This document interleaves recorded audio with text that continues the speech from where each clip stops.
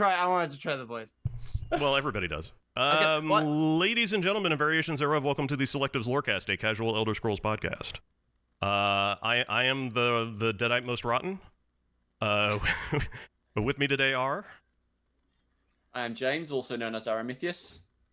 I am the Gwar, most white, also known as Andrew. There you go. And today we're talking about Azura. So get it out of your systems. Come on, chat. He's getting performance anxiety now. Yeah. So, I mean, this is just part one of what's going to be our Daedra casts. We're going to do every damn Daedra. I can hear you out there right now in the internet. Oh, goody goody, there's going to be a Sheogorath cast. Yeah, fine. You did a Sheogorath cast quite a while ago, so we can skip that if you want. Oh, I bet you we could get Wes Johnson. If we could get Wes Johnson, I'd do another one. Yeah. But what's he going to talk about? I did Sheogorath.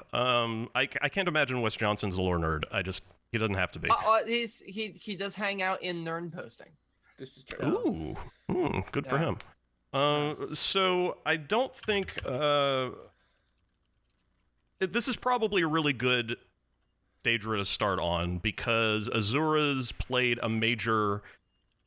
It has had a major role in a lot of Elder Scrolls Online, and has a usually a very well fleshed out quest in Morrowind, definitely Morrowind, Jesus, and Oblivion and Skyrim.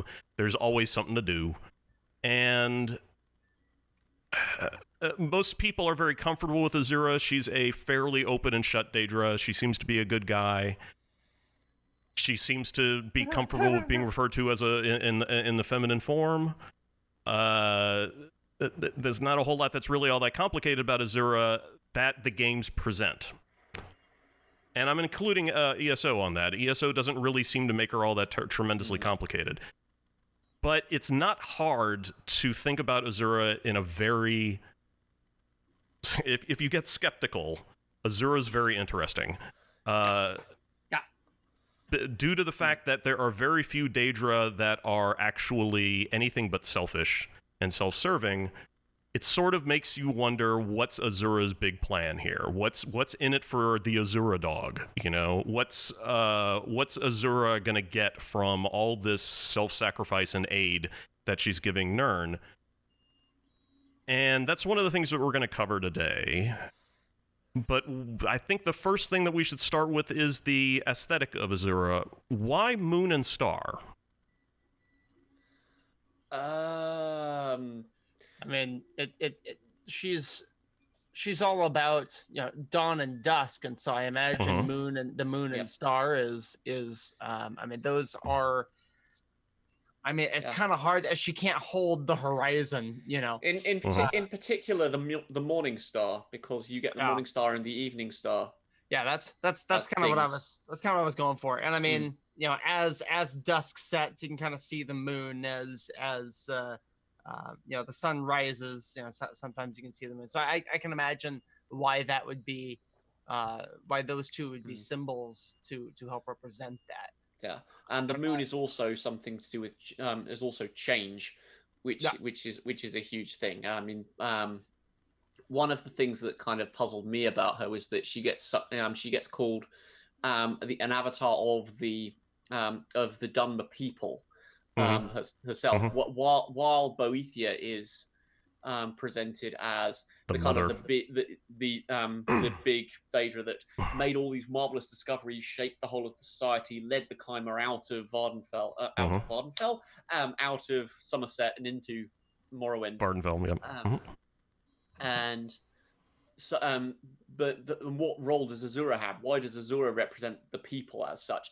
But I kind of see that as a thing to do with liminality, if you like, that the twilight is the in-between, and defining the Chimera as something that they are not.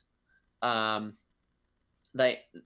need to go through a change for that. You need to go through that sort of liminal space that you get. You don't get change at all without a transition. I can see Azura getting involved with any kind of coming of age stuff, or or kind of just life stages in general. Which, if you look at the way that those sorts of rituals get presented in right down to modern society. Actually, I was going to go with tribes and the like, but even if it's down to like the groom carrying the bride over the threshold, there's this change from one state to another, which is that shift that Azura represents. So Azura is kind of the Dwemer is the Dwemer people, because there's that because she kind of engineers that shift from one to the other. And it's and because she engineers transitions, it makes her an active, I guess in the Gnostic terminology, it makes her an active masculine force. But one of the things that, back to the symbolism, one of the things that the Ginger was pointing out in chat is that Azura's crescent may be, in fact, a crescent and not a moon. But if we go, and I believe if you interpret the moon and star, or okay, so one of the reasons why we're pretty sure it's a moon is because of the Nerevar moon and star as Azura's champion. So we kind of assume that it's that it is in fact a moon, a crescent moon, and not the crescent shape. But the crescent shape does not necessarily denote or connote whatever the a crescent moon. And I've also been. Isn't there some dialogue in Oblivion if you talk to like the priestess of Azura at Azura's shrine? I think she refers to it as a moon, if I'm not mistaken. She might.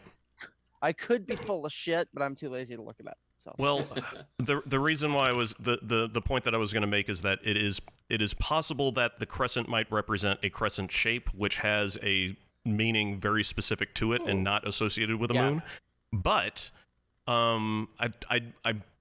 I didn't do that much research into it, so I'm going to dodge that. So instead, and that was me thinking you were going to come up with some hermetic thing. But no. So what I did do a lot of research into was the origin of the moon and star symbol in various cultures, and the earliest example that I was able to find was from the Hellenistic era. Specifically, I think early Rome, that kind of stuff. Specifically in the relationship between two deities, Ma and Mitra. And alarm bells should be going off in your head right now, because that's the same Mithra as the Mithraic Mysteries, which heavily influence a lot of the solar structure of the Elder Scrolls universe. And, as it turns out, is also some of the earliest examples that anthropologists and comparative religion nerds can find of a centralized sun worship. So here's one of the things about comparative religion.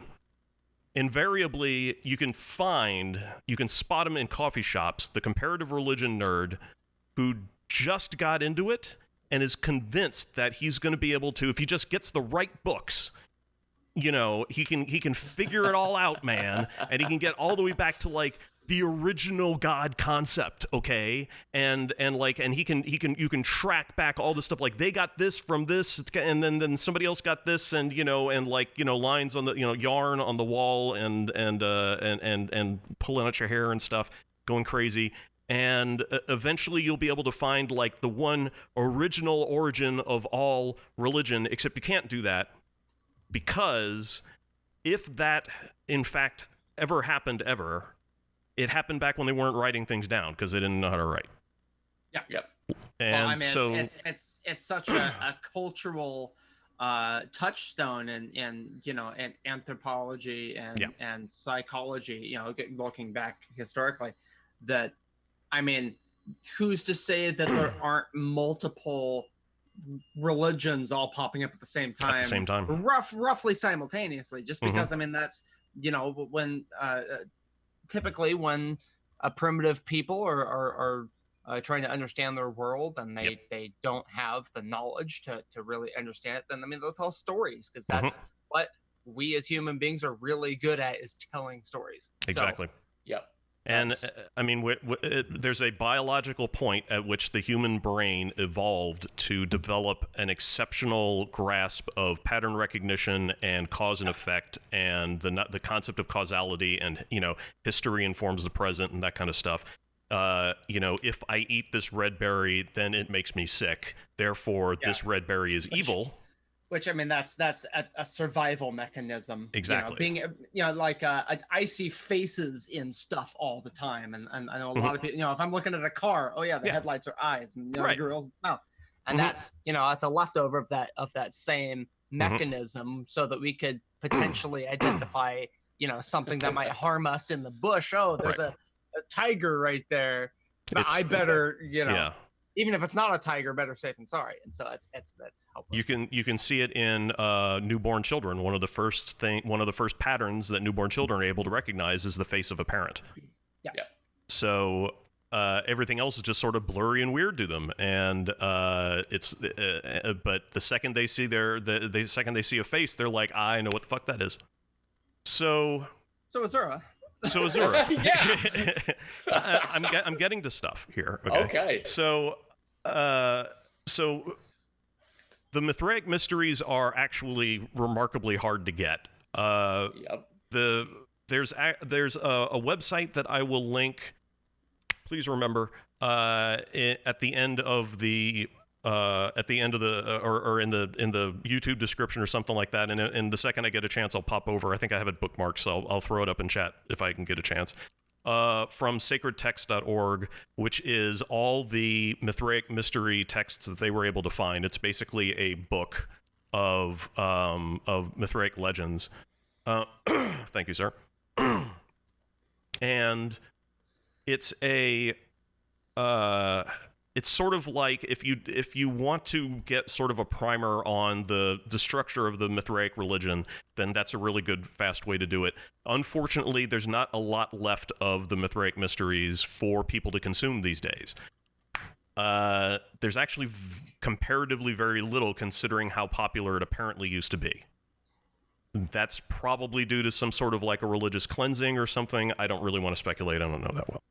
But it is very interesting to read, and it has a lot of symbolism in it that's going to remind Elder Scrolls nerds of a lot of things, including stuff like the dominance of a sun god, and the conquering of evil, and reincarnation, and other such like stuff. And that brings us again back to what the star and the crescent or the moon represent to Azura, because if Azura does in fact represent a god or a goddess who utilizes both symbols, the reason why I'm not pointing a big finger directly at the Mithraic Mysteries is because the star and the sun and the moon are considered to be two different entities. That would be where is it? I had it in my notes. It was. Oh, crap, I lost it. I wrote a lot of crap really fast. And now I'm starting to wonder if I actually wrote it down or not. That would be embarrassing. It was a Persian god? Well, the Persian antecedent of Mithra was Mishra or Mithra or something like that. I don't know if that was it. No, but... I mean, well, because the association with them is bulls rather than with suns as such. Yeah. And the crescent then becomes, that's what it was. The crescent was the bull's horn. And Mithra as the sun dominating the crescent is Mithra defeating the bull, which is a very important event in the Mithra mythology. Yeah.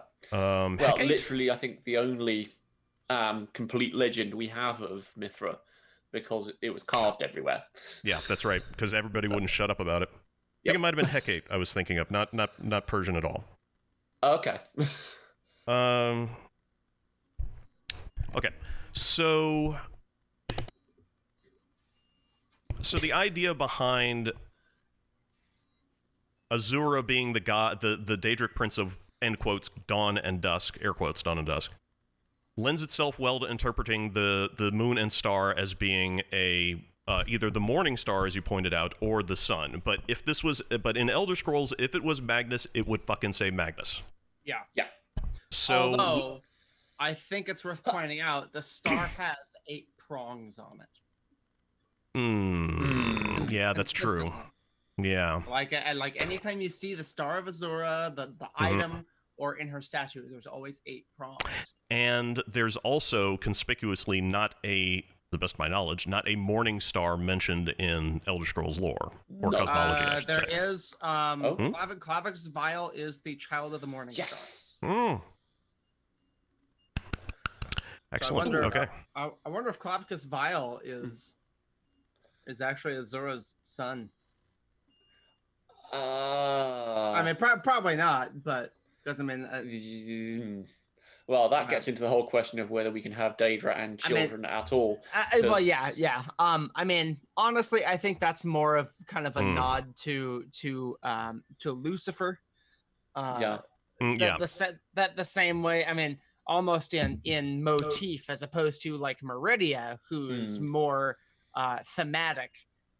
She has a lot more in common with Lucifer that way, but I mean, with Clavicus Vial, you got the horns, you got making the deals at Crossroads and that kind of thing. I mean, very, very classic demonic sort of, supernatural kind of stuff. But, and that's the only mention I can think of a morning star. I mean, unless we count things like Nemoli, that's different. Yeah, I'm curious as to why the Azura would be Azura being associated with stars and stars as Magna Gay as a thing at all, unless we're kind of extending out that idea of Twilight, because the Magna Gay were the ones that were kind of halfway involved with the process of creation, but not quite. They started, but they didn't finish. Again, they're kind of in that liminal, in that between state of not quite helping, but not quite not helping either. But why Azura as a Daedra would be that concerned about that? Anyway. That makes me wonder if perhaps we're missing the point of the symbols, and we're not supposed to be looking at them individually, but rather as a whole, what they represent. And because she's also called the Queen of the Night Sky.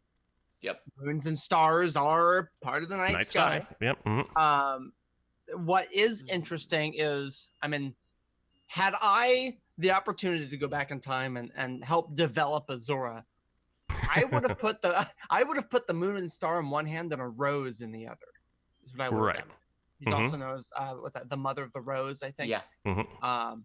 And so, because I think that would bring more to the forefront about the part of her sphere that's aimed at beauty, because it's I was doing some I wouldn't go so far as to call it research. I'd be very generous, but I was looking around at different lunar deities, and a lot of the ones I found, like Mayari and Tagalog mythology, she's a goddess of the moon and night and of beauty as well. I mean, there's also, combat, war, revolution, hunt. A lot of those things that don't really fit with Azura. But beauty and moon and night, those tend to go together fairly frequently. And then I noticed in Hindu mythology, which, I mean, there's a lot of Hindu stuff in test cosmology, as we know. Chandra, who is a moon deity, carries a club and a lotus, and so I kind of saw some similarities between a club. Okay. I guess the moon is kind of club shaped, and the lotus is kind of star shaped. So I wondered if there was maybe a vague connection there. Yeah, the lotus is generally meant to denote like a purity or or that kind of thing. Which is why Vivek sits in a lotus position. So or an enlightenment or overcoming.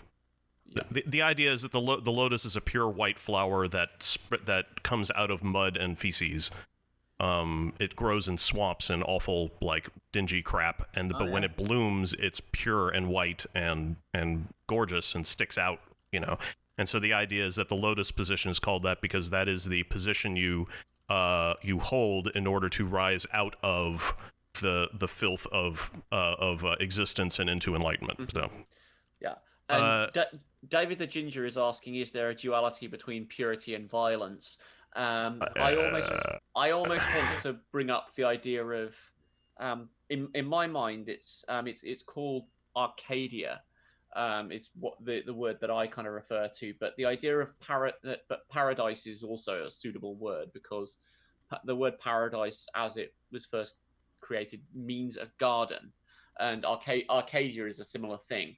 There's this kind of fascination of the creation of this perfectly curated, perfectly beautiful space that is wonderful, but you have to do a heck of a lot of subduing of the natural environment to get that. And you also need, humanly speaking, a lot of people to arrange it. You need gardeners.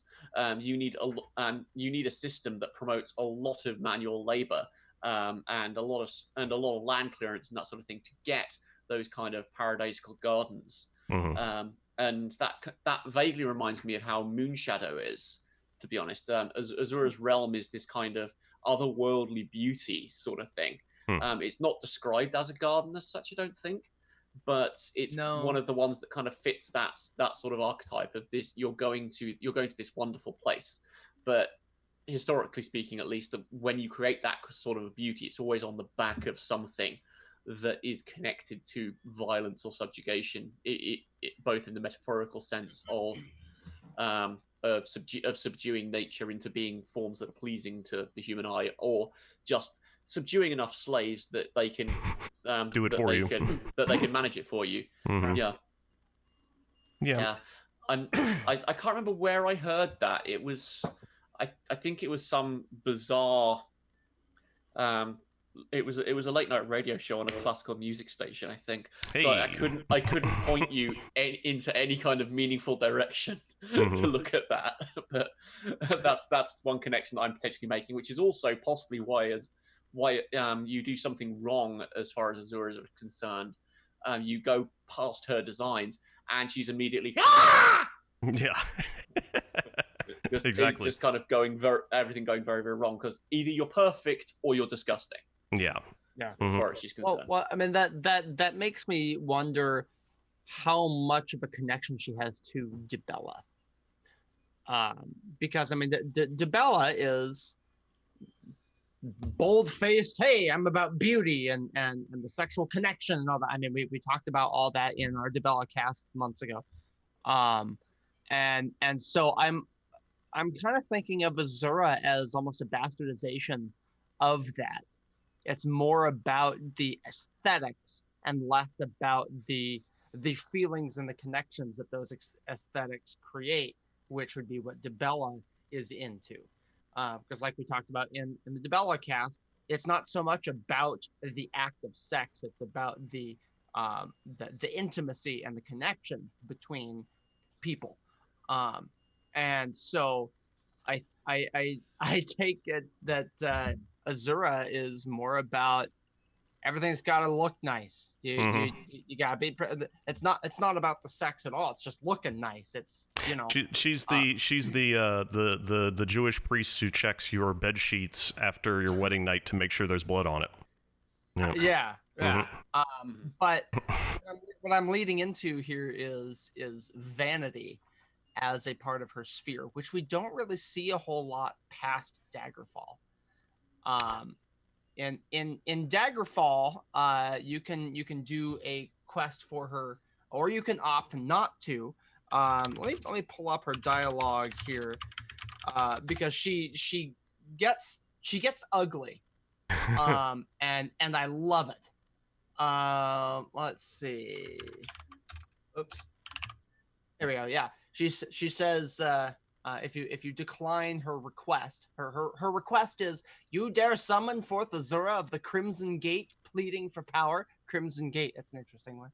I don't know if you are worthy of such favor. In fact, I doubt it very much. I suppose that if I demanded that you murder a priest who has been saying very, very rude things about me, you would refuse even that small, simple request. Would you do that for me? And if you say no, she says, no, you're supposed to say yes. You're supposed to say, yes, beautiful Azura, I would gladly murder at the snap of your ivory fingers. Boor, bigot, barbarian. Now I must go before I forget that I am a lady and say something that I'll regret. And so she demands this servitude, and she keeps talking about how beautiful she is. My ivory fingers. She just starts negging you right out the gate. Yeah. She doesn't like to be said no to.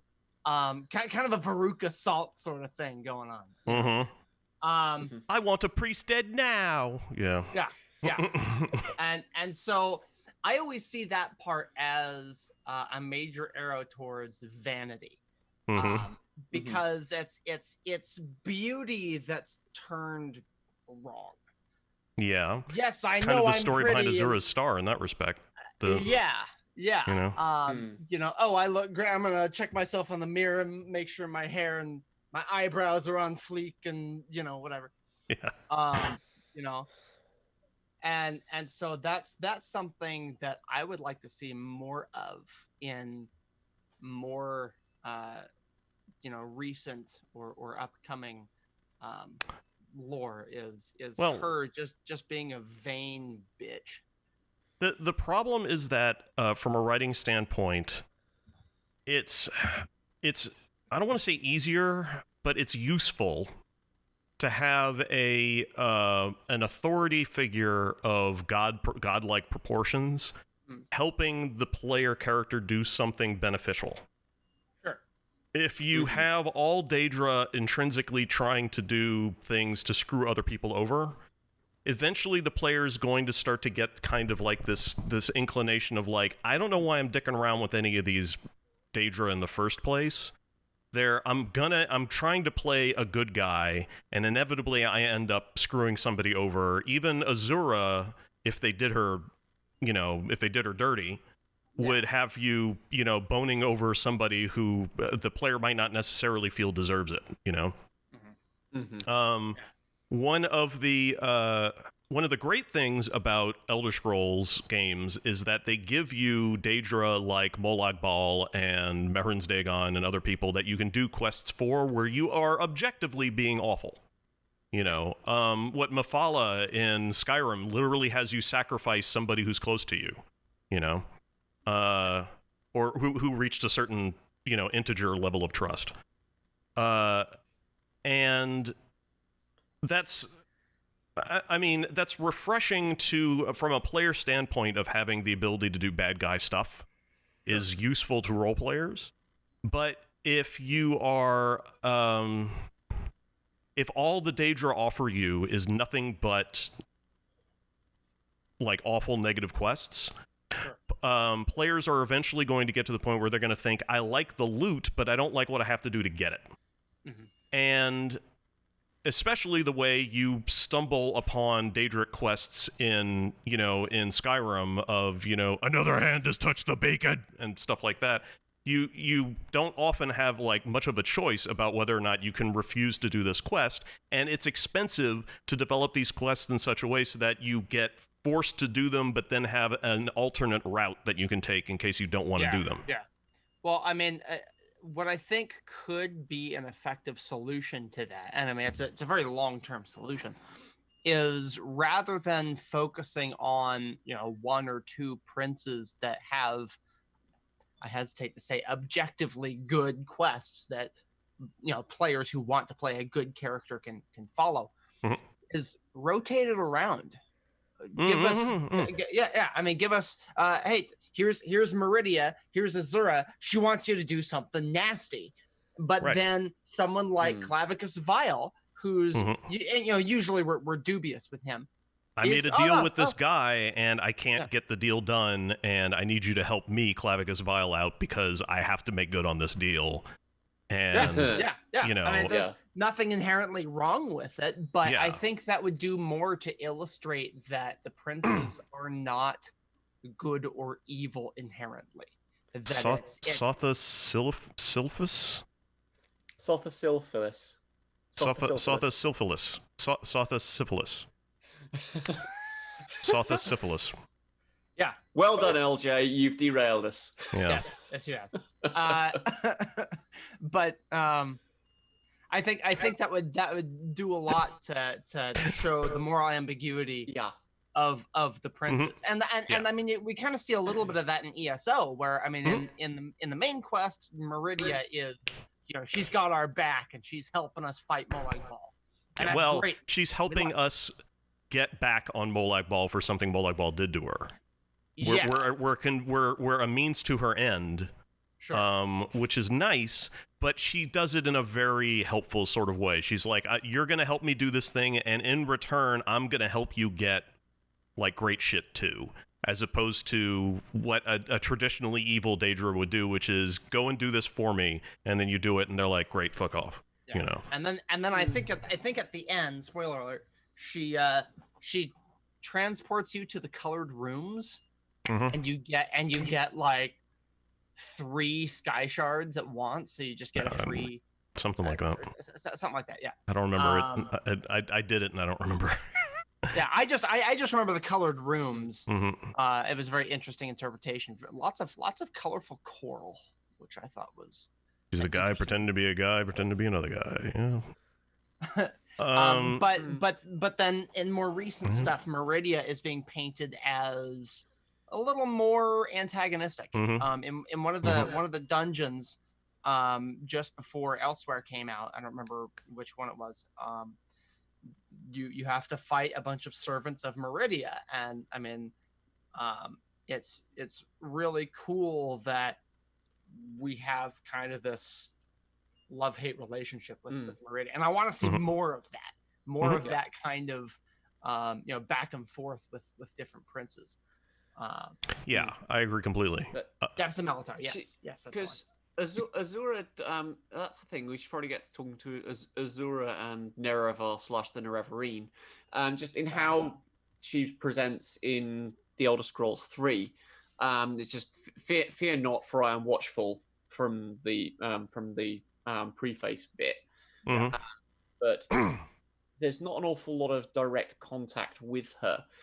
So you're kind of her chosen champion, so to speak, or Nerevar was her chosen champion, but there's no real sense of there's the sense of care. There's the fear not, for I am watchful. Kind of makes you think Azura is watching over me, sort of thing. Yeah, which not necessarily the same thing, though, is it? It's yeah. I mean, fear not, for I'm watchful does not mean I'm watching over you. It just means don't worry. When you fuck up, I'll record it. There's a sleight of word in there. Yeah. Well, I mean, because Morrowind was the first Elder Scrolls game I played in 2003, and fucking casual. I can boast that I played Daggerfall, but I played it for like 10 minutes, so it's not really. Bear in mind, I came from a family that didn't want me to play video games, right? So yep. Anyway, since I played Morrowind the first time, I thought, Azura is a good goddess, and that was my idea of her, because she's always this benevolent kind of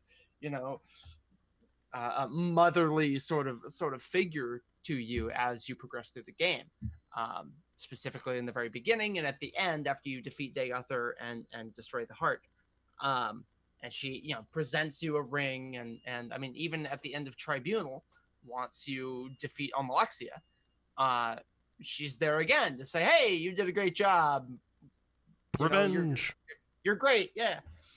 But having spent more time delving in the lore since then, I kind of look at her motherly benevolence as ultimately self-serving, because she's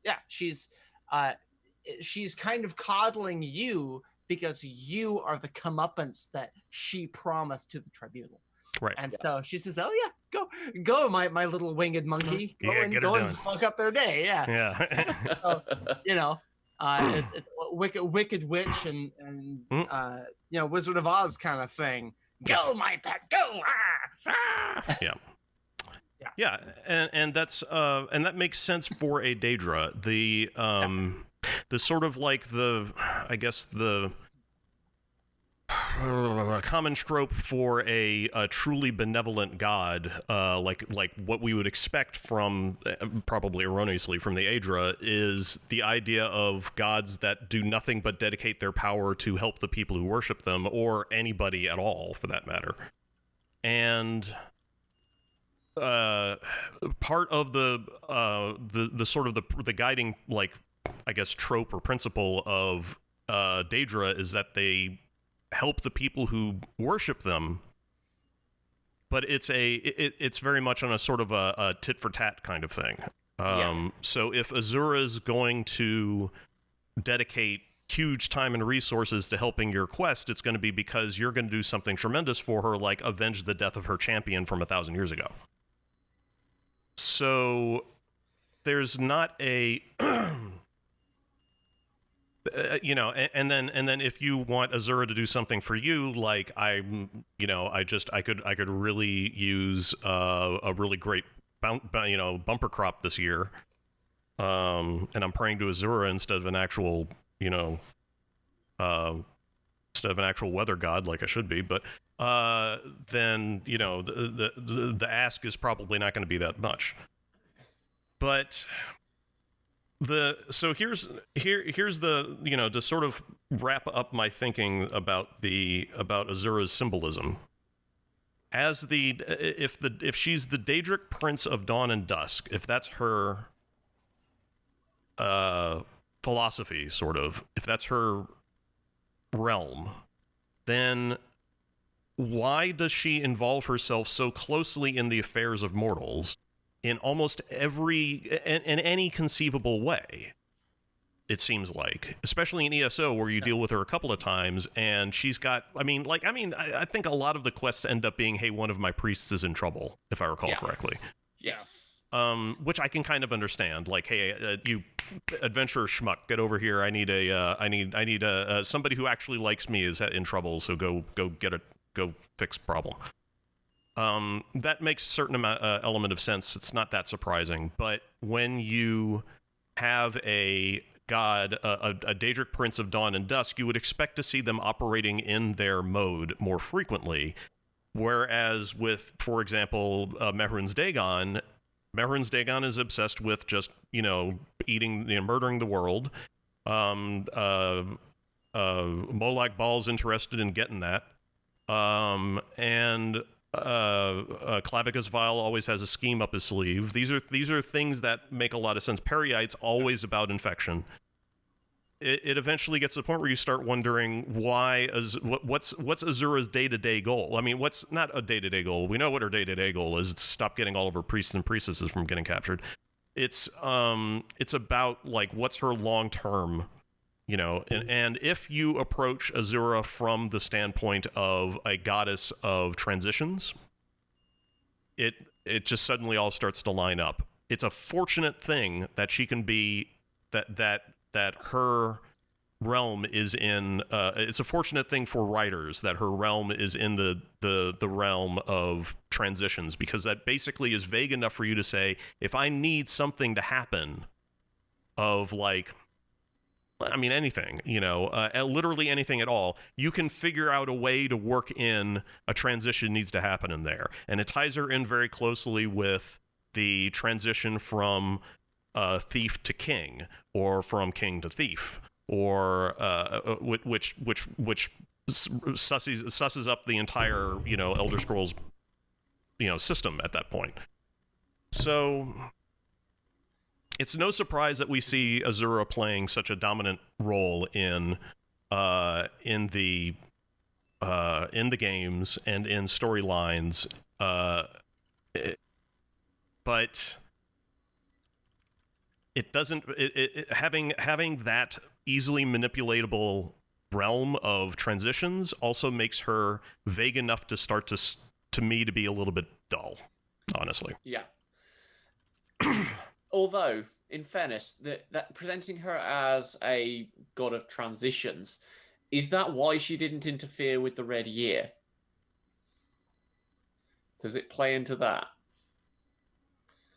Well, I mean, I'm gonna circle back to that.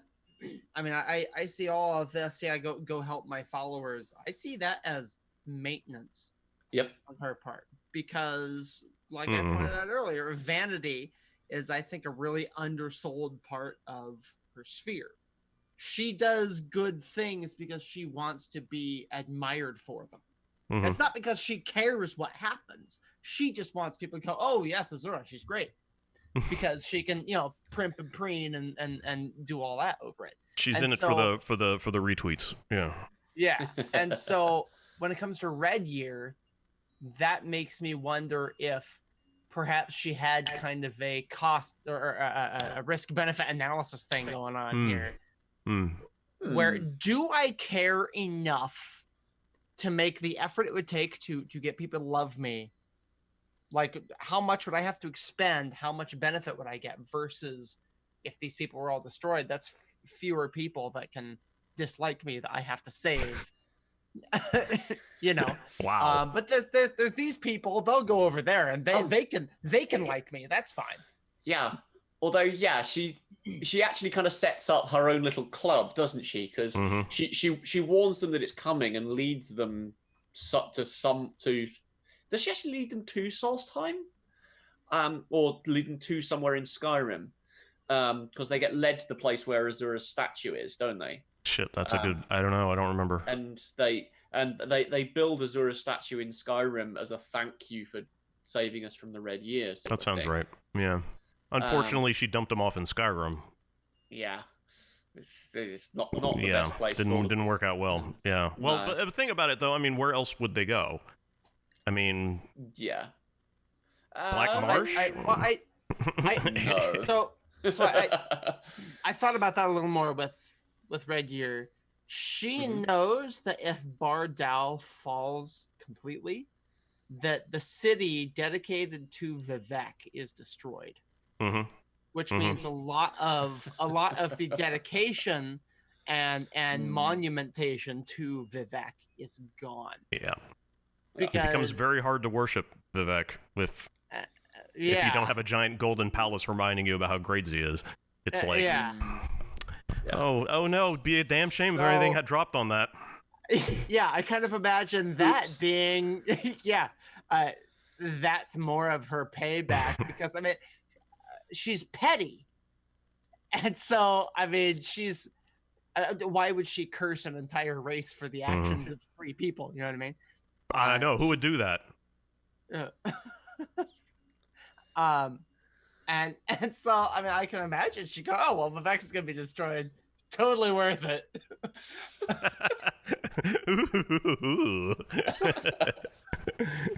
Yeah. I can get back at that half-breed prick. I tried to think of a better word for his. Bifurcated. Yeah. I had to be quick. Yeah, I don't know. We're gonna have a lot more fun with some of these other casts. Getting IFW on the Periite cast is gonna be a blast. But you better make it, LJ. Azura, unfortunately, is one of those Daedric gods that has had plenty done about her in video games, and there's not really much for us to read into it. She kind of is what she is, you know. One thing I do want to point out that we haven't covered is her proclivity for prophecy. Oh. Yes. There are a lot of Azura prophecies out there, yeah. Yeah, well, it is one of her, the aspects of one of her spheres, Specifically, she tends to deliver prophecies via dreams. Yeah. Which, that seems to me like it's encroaching on Vermina's turf a little bit. It seems to me like it was at one point or other encroaching on Dagothar's territory. Oh, yeah. Yeah. Interesting. I don't know. It's possibly again just a reach. It's again one of those between states. dreams are between consciousness and nothingness. So Yeah. that's how I would stretch it, just purely from the hip. Yeah, I guess if the only other alternative would be that Azura would. I mean, they're going to talk. I mean, they're gods. They're going to talk to you in flashes of like visions and stuff. That's just how they do. I think the only other. No, it isn't. Now that I think about it, the only other prince that talks to us during dreams, other than I'm ignoring Vermina here, because I don't remember if she ever does. I don't remember either. But given that dreams is her sphere, it would be pretty appropriate. I can't remember any specific examples, but Hirsine, he does talk to us in our dreams, in Blood Moon, specifically. I mean, during the main quest, and I mean there are multiple cinematics depending on whether you become a werewolf or not. And so I mean that's all, while you're asleep. You wake up, you go to bed, Hirsine talks to you, you get some weird visions of like moons and eyeballs and weird shit. And then you wake up and you're a werewolf. And I mean, even if you just wear, say you didn't become a werewolf, you get the Ring of Hirsine at the end, and you put it on, you go into a cinematic where at least it's just a transformation. Hirsine doesn't actually talk to you there.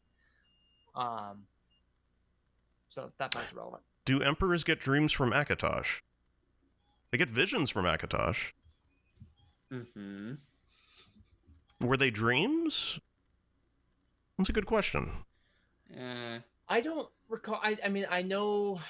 I recall reading that the Amulet of Kings, since it contains the souls of past emperors, that the amulet talks to the emperor and serves as in an advisory capacity that way. Which, I mean, if they're dragonborn, I don't know how appealing the shard theory is right now, but I mean, multiple dragonborns making up a portion of the Akatosh,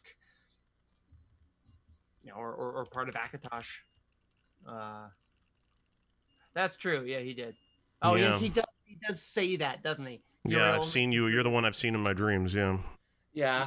But that could also be because he spent 10 years, was it, being held in oblivion by Yagathon. So there's other stuff going on to make Uriel. What's the phrase I'm looking for? And that dude had a rough life. he didn't have a fun time. But him being dream scarred with visions, just that has multiple ways of going, or multiple ways of coming from it. Yeah. I mean, there are a lot of Daedra who just walk right up and talk to you. Clavicus Vile. Yep. Usually Clavicus Vile sends his dog. But... Yeah. Go fetch me a champion. Yeah. Hi there. I've been sent by my master to get a champion. Yeah. For some reason, I like I like Barbas with a Brooklyn accent. Yeah, I know. Yeah. Yes, I am talking, and I will continue to talk. Okay, great. This is an inexcusable accent for me to have. You've got to help my master. Yeah. Did we want to think about Elandro Sul at any point with this? Given that he's supposedly her half child, is it? Something like that. What yeah. was it? Wasn't a champion son of Azura or something? Yeah. There was a son of in there somewhere. At any rate, he's related to Azura. Yeah. Whatever that relation may be. Yeah. But. Yeah. No. IFW is saying son. Right. But was he a demi-prince? I didn't know that. Well, he strikes me as being mortal enough to fight mortal battles, which we don't see Fanuit Hen doing. Because I mean, he got blasted into his mail. Yeah. By tribunal gun. To use MK's words. Mm-hmm. Yeah. And It's funny. I did some a few months ago. People were asking, "Oh, well, is the Wraith male the same as Wraith Guard?" And no, it is not. Because Wraith Guard was specifically, I mean, it was Kagranak's thing, and the Wraith male was actually a chainmail coif that Alandra Sul wore, and his soul got blasted into the individual rings of the male, and then those were passed around in the Urshilaku tribe. And so that's why the Urshilaku are the heads of the dissident priests. Yeah, although the comparison with the tools of Kagranak was because of a passage in the 5 Songs of King Wulfrath. You have a lineup of the Wraith Male, a Hammer of Divine Mass, and Nerevar wielding Keening or something. You have a representation of all 3 tools in that text for some odd reason that I can't grok. But yeah, Alandro Sul being I'm not sure quite what the relation with Azura was. I don't know whether we really hear enough about him to really get it. But he was a witness to he was a witness to Red Mountain and the Ascension and all that stuff. Yeah, which is why he died. But which is a little galling, I'd imagine, for someone so closely tied to Azura to have to witness the act of a whole bunch of mortals supplanting her. Just quite apart from anything else. But yeah, I don't know quite where else we can go with him on that score, apart from the Urshilaku as said. But the Ashlanders, apart from the Urshilaku, don't really seem to do a lot with Azura. Stinky breath. Which is odd, because you'd think that the Ashlanders would have been like all about the Daedra, but they kind of seem to tell you to stay the fuck away from the Daedric shrines. And I think they just worship the traditional, the main 3, Mephala, Boethia, and Azura. The rest of it, they're either the House of Troubles or not worth our time. Well, it's not even the House of. That's one thing that I've struggled to work out, whether the House of Troubles is something that is a tribunal invention or whether it's something that came beforehand. Because you've got there was I think in the book House of Troubles itself, they actually say that all 7 of them help the Kai'Ma escape from Somerset. Yeah. I think it comes from an Ashlander custom that was then adopted into tribunal custom. Okay, that would make sense. Yeah, because I mean that's something we see all the time, even in real life history. Just religions and customs and symbols being co-opted by newer sects. And so I mean, if it ain't broke, why fix it? And the House of Troubles is a very concise, hey, here's 4 Daedra that we don't like. Well, the tribunal aren't Daedra, so we just say Daedra are bad and call it a day. And so, Yeah, apart from those that supposedly submitted to tribunal authority, of which Azura is one, which I really, really struggle to believe. I feel like she did so grudgingly. Yeah. Because in ESO she talks about Vivek and she does not say nice things about him. Yeah. I think if anything she may respect Sotha Sil a little bit. Yeah. Despite the fact that he's kind of usurped her place in Dunmerry tradition. Everybody's got a crush on Sotha Daddy. Yeah. He's got a big cog.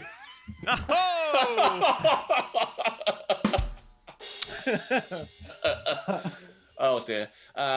LJ's actually put something fantastic in chat about Alandro Sul, actually, which I just want to read out for those of you listening.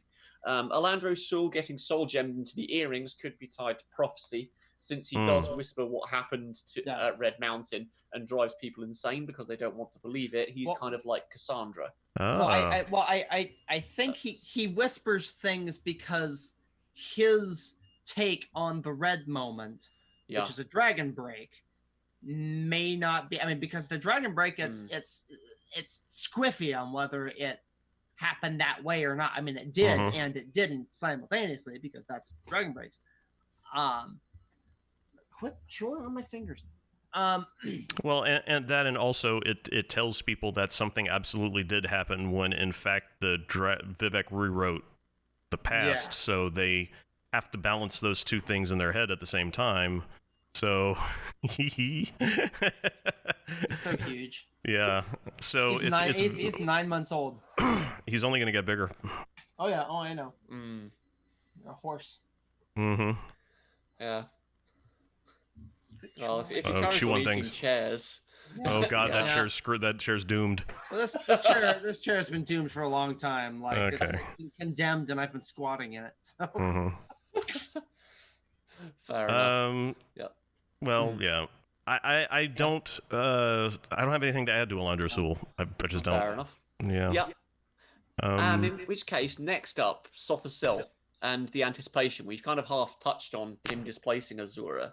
Yeah. But the relationship between those two, is that anything? They're both sort of, if you want to go with it. It always felt like a really bad fit to me, you know? Like Azura versus, I mean, Sothasil is the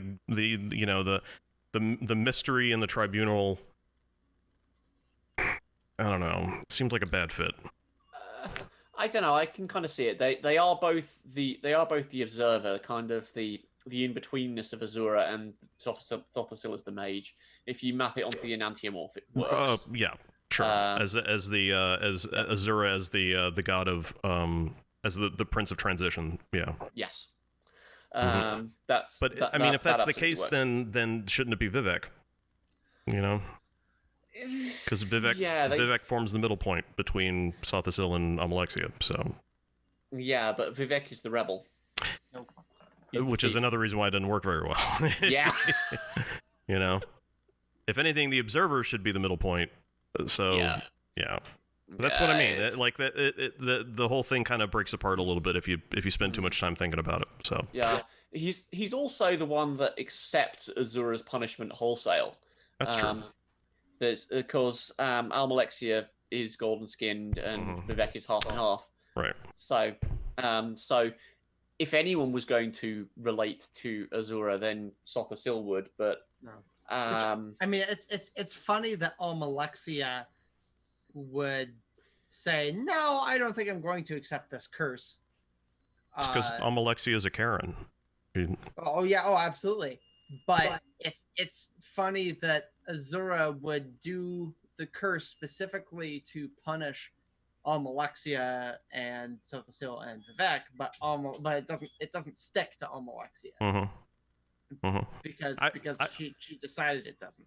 I strongly suspect that Sothasil could turn himself gold if he wanted to, but he's just way too busy. He's just I think guilty. He doesn't care. Yeah. The Father of Mysteries is far too busy building Anuvanasi. So. Yeah. Well, there you go. I can't think of anything else to cover. No. I'm about that. Could we maybe discuss Sothasil in regards to Azura's sphere and how the two match up? I mean, vanity doesn't seem to play a role. No. But change is, I think, one that could apply. But, I mean, as you said earlier... Applies better to Vivek. Chris, I mean, it's one of those things you can kind of apply to anything. Yeah. And it kind of works. But, I mean, Sothasil has changed Dwemer technology to suit his own needs.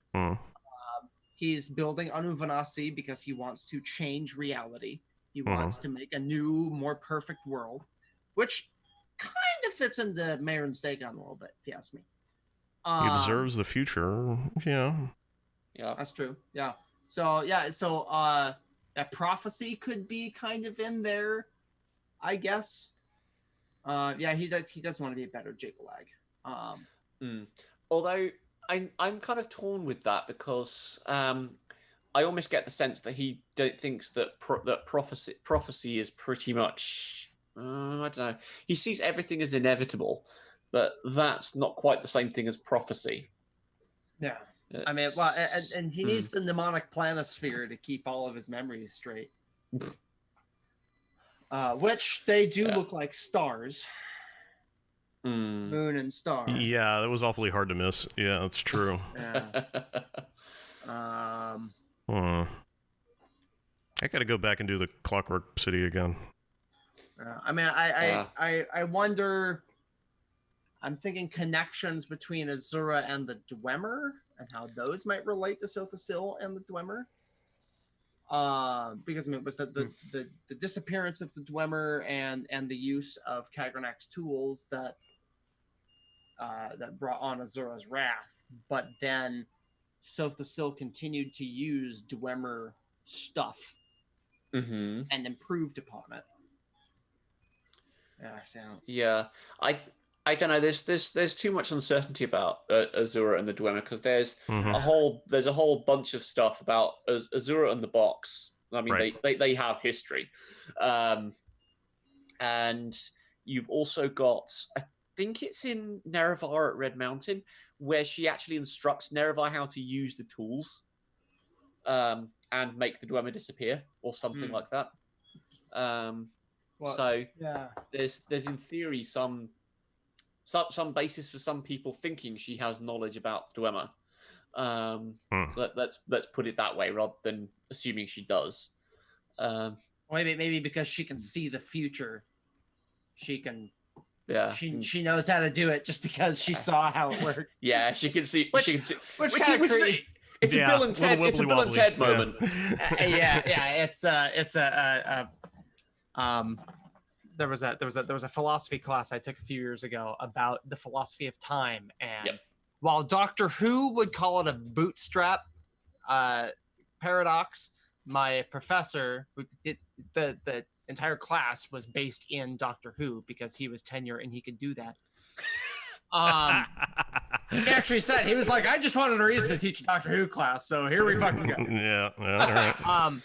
And as opposed to he called that a closed causal loop, where so if Azura is seeing Nerevar use the tools in the future because Azura told him how to do it, and that's how Azura learned how to use the tools, then where did that knowledge originate from? You know, that's which makes the difference between your philosophy of time class and mine, because mine talked about the Terminator. I think y'all went to the opposite places. American schools should be teaching the Terminator. British schools should be teaching Doctor Who. I think that's how it works. Well, I told him in the first class that my favorite was William Hartnell, and he fist bumped me. So all right. Yeah, but no, if you go to I think I've yet to check, but the guy who taught that class, the section on there that was that talks about the themes in it, there was at some point in it, I can't see it on a quick skim through now, but there was some talk of the type of paradox that it was. That was written by one of my tutors. Nice. because he thought you needed to express the kind of paradox that Terminator was. But yeah, very cool. Yeah. Well, I think who's next on the list? Is it Boethia? I think so. Yeah. Okay. Well, that's a fun one. Good. Oh yes. Delve into the warrior. And we'll be doing that in 2 weeks' time. Sounds good. Yeah, and I think I'm gonna try to macro up some more YouTube videos in this afternoon. Wait, I have to go to the grocery store. Never mind. For the intro music on the Boethia one, we should just loop Eye of the Tiger.